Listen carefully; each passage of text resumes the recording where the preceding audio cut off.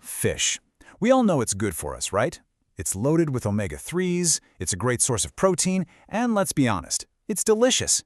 But what if I told you that this amazing superfood has a couple of dark secrets? We're talking hidden dangers that are way easier to stumble upon than you'd think. But the good news is they're also super easy to avoid once you know the trick. So let's get into it. Okay, picture this. You're at the store, you grab a gorgeous-looking fish fillet. It looks fresh, perfect for a healthy dinner. But there might be a couple of things hiding in plain sight. We're going to talk about two big ones today. One that can get you really, really fast, and another that's a slow burn, building up quietly over your lifetime. All right, first up, let's meet our speedy little foe. I'm calling this one the vacuum pack villain. And yeah, this one's all about what you do the moment you get that fish home. Mess this up, and the consequences can be, well, pretty serious. And it all starts right here, with this package. You've seen them a million times. Vacuum-sealed fish. It seems like a great idea, right? It keeps the fish fresh, stops freezer burn. It feels like the safest choice you can make. But here's the twist. That lack of oxygen, that's exactly what our villain is looking for. So what is this villain? Its official name is Clostridium botulinum. Yeah, it's a mouthful, so let's just call it CBOT. This little guy hates oxygen. So when you seal a fish in a plastic bag and suck out all the air, you've basically just created a 5-star, all-inclusive resort for it. And if it gets comfortable and starts to grow, it produces one of the most dangerous toxins on the planet. So, what wakes it up? What gets the party started? Temperature. And this number right here, 38 degrees Fahrenheit or 3 degrees Celsius, that's the magic number. As long as that fish stays nice and cold at or below this temp, CBOT is basically asleep. But the second that vacuum-packed fish starts to creep above 38 degrees, our villain wakes up and gets to work. So how do we beat it? It's ridiculously simple. It all comes down to how you thought. A lot of people make this mistake. They just toss the sealed bag in the fridge or on the counter. That is the wrong way. The only safe way is to take a knife or scissors, open the package, get the fish out, and then you can thaw it. By doing that, you let oxygen back into the party, and you've just ruined the villain's perfect vacation home. Simple as that.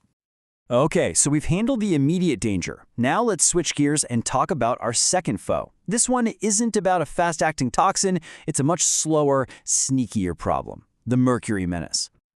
Yeah, this is a whole different ballgame. This isn't about one single meal making you sick. It's about the fish you choose to eat over and over, for months, for years. It's a silent buildup, so we gotta be smart about it.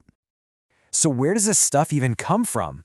Well, mercury ends up in the ocean where tiny bacteria turn it into something way more toxic called methylmercury. A little fish swims by and absorbs a tiny bit. Then a bigger fish comes along and eats a whole bunch of those little fish. All of a sudden, it's got more mercury. Then a huge predator fish eats a ton of those fish. See where this is going? The mercury gets more and more concentrated as you go up the food chain. And hey, don't just take my word for it. The Hong Kong Center for Food Safety puts it perfectly. The higher the position in the food chain, the more mercury accumulates. Basically, the biggest, baddest fish in the sea is also carrying the biggest load of mercury.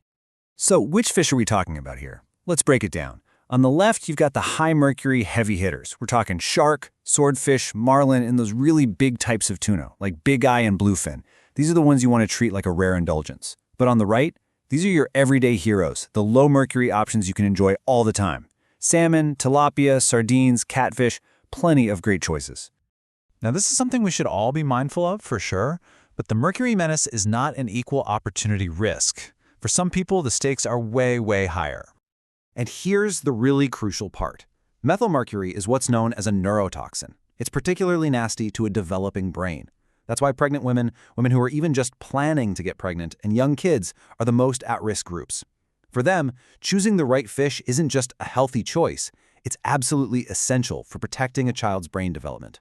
And you know, this even matters for stuff you grab out of the pantry, like canned tuna. You'd think all canned tuna is pretty much the same, right? Nope. Check this out. Albacore tuna, which is usually sold as white tuna, has significantly more mercury on average than skipjack or yellowfin, which you'll usually see labeled as light tuna. It's a little detail, but if you eat a lot of it, it really adds up. Okay, we've met the villains, we've learned their sneaky tricks. So what's our game plan? Let's put everything together in a super simple two-step playbook for enjoying fish without any of the worry. Rule number 1 is your technique. To beat that vacuum pack villain, you have to, and I mean have to, get that fish out of the sealed package before you thaw it. I'm going to say it one more time. Open the bag first. That one tiny step lets the oxygen in and completely shuts down that CBOT bacteria. And rule number 2 is your strategy. To outsmart the mercury menace, variety is your absolute best friend. Mix it up. Don't just eat the same kind of fish every week. And make sure to limit those big guys at the top of the food chain, especially if you fall into one of those high-risk groups we talked about. Look, at the end of the day, the goal here is not to make you scared of fish. Not at all. Fish is amazing for you, and it should absolutely be part of a healthy diet. This is just about being smart. It's about taking this knowledge and using it to feel confident about what you're putting on your plate. Because now you know about these 2 hidden dangers. You can walk right up to that fish counter and know exactly what you're doing. You can make the best choices for you and your family and just enjoy all the incredible health benefits of eating fish. So, now that you've got the official playbook, what are you going to make?